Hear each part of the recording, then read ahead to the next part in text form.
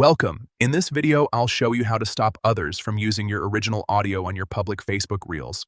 Using the latest update on PC, if you've ever posted a reel and noticed other people reusing your sound without permission, this quick setting will give you more control over your content.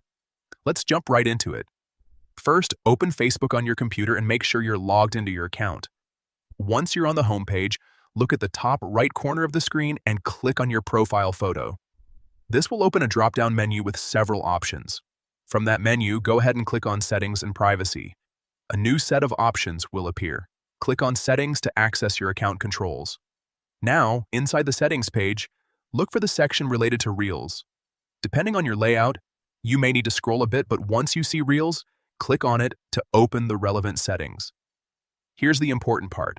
Find the option labeled Allow Others to use your original audio and remix your future public Reels. This setting controls whether other users can take your audio and use it in their own content.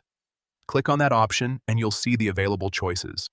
Select Don't Allow to prevent others from using your original audio going forward.